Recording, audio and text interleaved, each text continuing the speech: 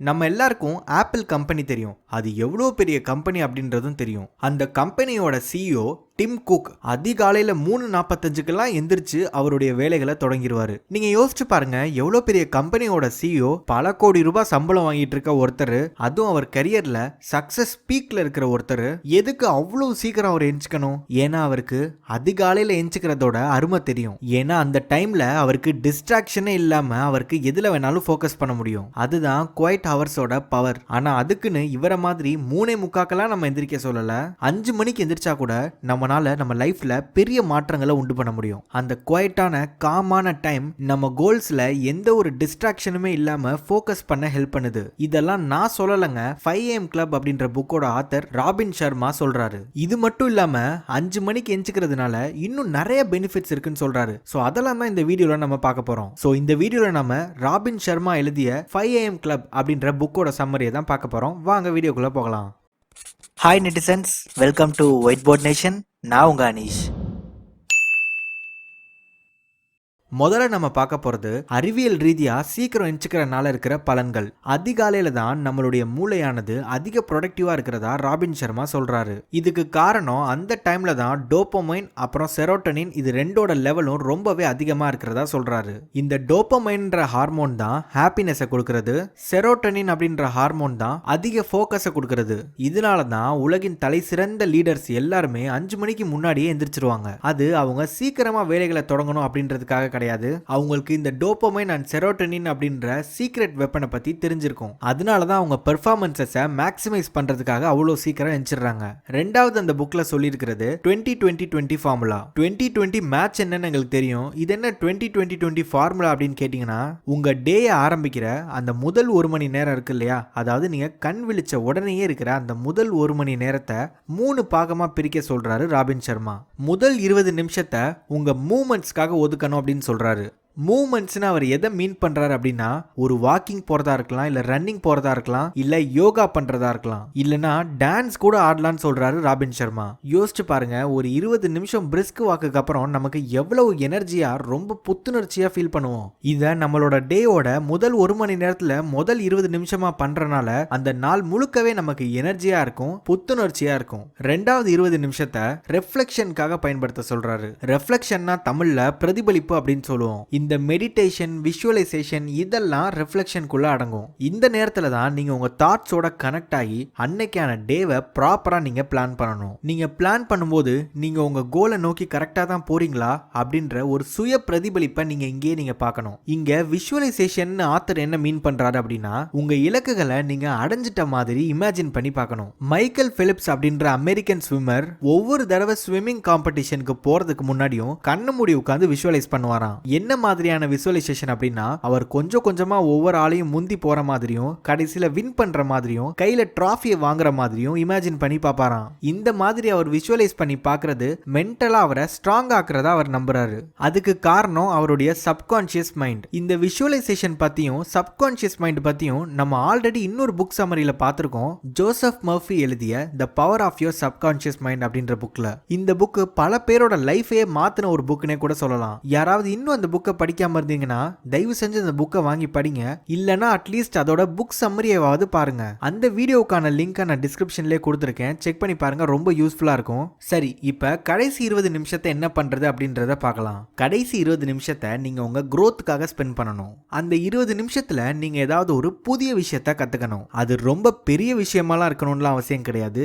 ஏதாவது ஒரு சின்ன விஷயத்தை கூட, உங்களுக்கு தெரியாத விஷயத்தை நீங்க கத்துக்கணும். நீங்க இந்த டைம்ல ரீட் பண்ணலாம், இல்ல பாட்காஸ்ட் கேட்கலாம், இல்ல எதெல்லாம் உங்களை க்ரோ பண்ணுமோ அந்த விஷயங்கள்லாம் நீங்க அந்த டைம்ல பண்ணலாம். இது பார்க்க வெறும் 20 நிமிஷம் அப்படின்னு தெரிஞ்சாலும் இது உங்க லைஃப்ல பெரிய ஒரு டிஃபரன்ஸையே உருவாக்கிடும். உதாரணத்துக்கு, உங்களால ஒரு வருஷத்துல ஒரு புக்கை கூட படிக்க முடியல அப்படின்னு வச்சுக்கலாம். டெய்லி வெறும் 20 நிமிஷம் நீங்க புக் படிக்கிறது மூலியமாவே வருஷத்துக்கு உங்களால 12 புக்குகளை படிச்சு முடிச்சிட முடியும். சோ இப்படிதான் நம்ம டேயோட முதல் மணி நேரத்தை 3 பாகமா பிரிச்சு செலவு பண்ணணும் அப்படின்னு ஆத்தர் சொல்றாரு. அடுத்ததா அவர் சொல்றது என்னன்னா, the magic of mastering mornings. இந்த 5 மணிக்கு எஞ்சிக்கிறது எந்திரிக்கிறதுன்றது வெறும் சீக்கிரமா எந்திரிக்கணும் அப்படின்ற ஹேபிட்டா இல்லாம பேட்டில் ஃபீல்டுக்கு நம்ம போறதுக்கு முன்னாடி நம்மள ஸ்ட்ராங் ஆக்கிக்கிற ஒரு ப்ராசஸா இந்த 5 மணிக்கு எந்திரிக்கிறத பார்க்கணும்னு சொல்றாரு ராபின் சர்மா. இங்க அவரு ஜே.கே. ரவுலிங்க ஒரு எக்ஸாம்பிளா சொல்றாரு. ஜே.கே. ரவுலிங் தான் உலகத்துல ரொம்ப ஃபேமஸான ஹாரி பாட்டர் புக்ஸை எழுதினவங்க. அவங்க இந்த புக் ஃபேமஸ் ஆறதுக்கு முன்னாடிலாம் ரொம்ப வறுமையில இருந்தாங்க. அப்போதான் அவங்க இந்த 5 AM ரொட்டீனை ஃபாலோ பண்ண ஆரம்பிச்சாங்க.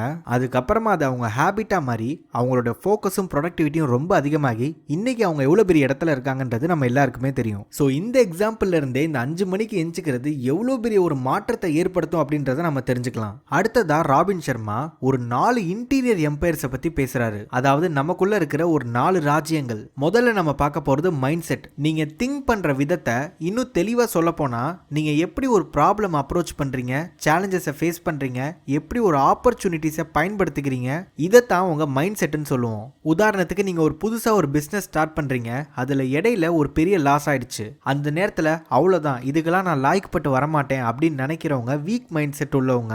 இதே அந்த டைம்ல இல்ல இது எனக்கு ஒரு தற்காலிக ஒரு தடை தான், இந்த தோல்வியில நான் கத்துக்கிட்ட பாடங்களை வச்சு நான் திரும்பி மேல வருவேன் அப்படின்னு நினைக்கிறவங்க தான் ஸ்ட்ராங் மைண்ட் செட் உள்ளவங்க. அதனால நம்ம காலையில 5 மணிக்கெல்லாம் எந்திரிச்சு நம்ம முன்னாடி பார்த்த விஷயங்கள் எல்லாம் பண்ணோம் அப்படின்னாலே நமக்கும் ஸ்ட்ராங் மைண்ட் செட் வரும் அப்படின்னு சொல்றாரு ராபின் சர்மா.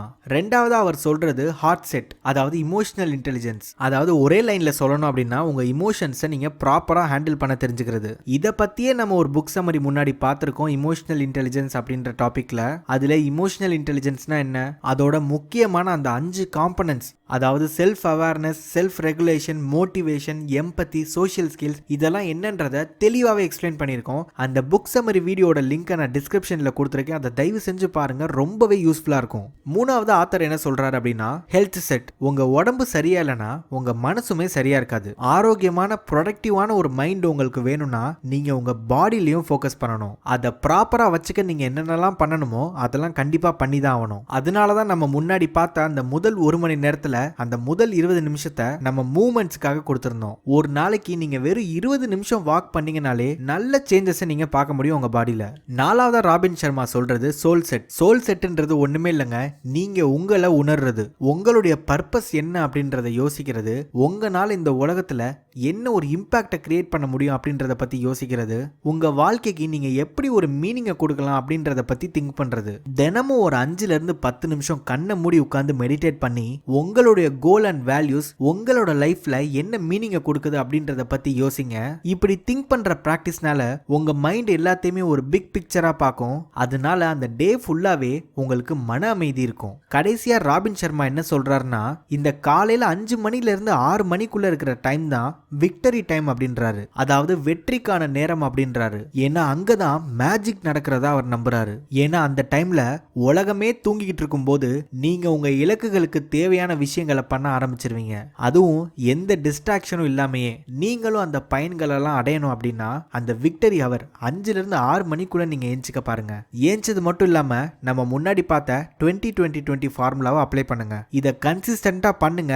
உங்களுடைய லைஃபோட டிரான்ஸ்ஃபர்மேஷனை நீங்களே சீக்கிரமா கண் முன்னாடி பாப்பீங்க. சோ இதுதான் அந்த 5 AM கிளப் அப்படின்ற புக்ல சொல்லியிருக்கிற ஒரு மேலோட்டமான சம்மரி அப்படின்னு சொல்லலாம். இதை பத்தி இன்னும் நீங்க நிறைய தெரிஞ்சுக்கணும், இல்ல உங்களுக்கு புக்ஸ் படிக்கிற பழக்கம் இருந்தது அப்படின்னா இந்த புக்கை நீங்க வாங்கி படிங்க, ரொம்பவே யூஸ்ஃபுல்லா இருக்கும். இந்த புக்கு தமிழ்லயே இருக்கு, இங்கிலீஷ்லயும் இருக்கு. இது ரெண்டுக்குமான பையிங் லிங்கை நான் டிஸ்கிரிப்ஷன்ல கொடுத்துருக்கேன், அதை யூஸ் பண்ணி நீங்க வாங்கிக்கலாம். ஸோ இந்த வீடியோ உங்களுக்கு யூஸ்ஃபுல்லா இருந்திருக்கும் நம்புறேன். பிடிச்சிருந்ததுன்னா லைக் பண்ணுங்க, ஷேர் பண்ணுங்க, மறக்காம ஒயிட் போர்ட் நேஷனை சப்ஸ்கிரைப் பண்ணுங்க.